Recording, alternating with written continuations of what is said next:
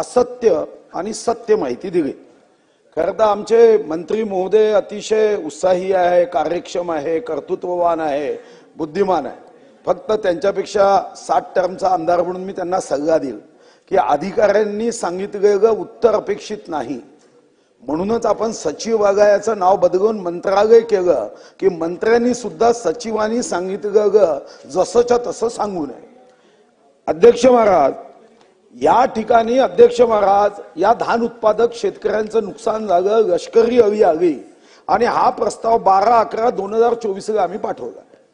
या प्रस्तावानुसार साधारणतः 37,958.70 हेक्टर भाताचं नुकसान झालं। हा जिल्हाधिकाऱ्यांनी दिलेला तुमच्याकडचा अहवाल आहे।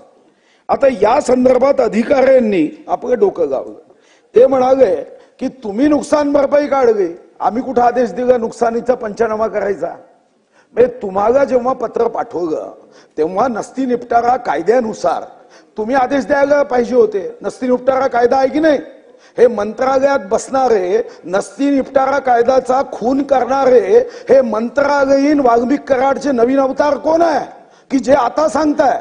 आणि GR स्पष्ट आहे अध्यक्ष महाराज, मी सारे GR तुम्हाला देतो की अशा प्रसंगामध्ये मंत्री महोदय कदाचित उत्तर देतील कॅबिनेटला गेलं पाहिजे, तर कॅबिनेटला जावं ना, कोणी थांबवलं?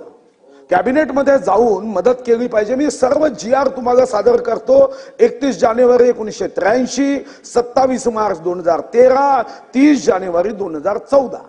आता या GR नुसार तुम्ही पंचनामे केले नाही आणि आता म्हणता पंचनामे केले नाही तर आम्ही काय करू? तर मग माझी पहिली मागणी, ज्या प्रश्नाचं उत्तर अपेक्षित आहे की मग आपण सोयाबीन मध्ये, जेव्हा सोयाबीनच्या संदर्भामध्ये येलो मोझॅकच्या वेळी असंच झालं, पंचनामे केले नाही। मग सन्माननीय सर्व आमदारांनी सांगितलं की या सोयाबीन शेतकऱ्यांना मदत केली पाहिजे, कॅबिनेटमध्ये निर्णय झाला आणि सरसकट मदत केली। मंत्री महोदय, कदाचित तुमच्या मनात प्रश्न येईल की पंचनामा केला नाही तर नुकसान कसं द्यायचं, तेही मी सांगून देतो। कदाचित अधिकारी तुम्हाला सांगणार नाही। सर्वात सोपी असा हा प्रयोग आहे।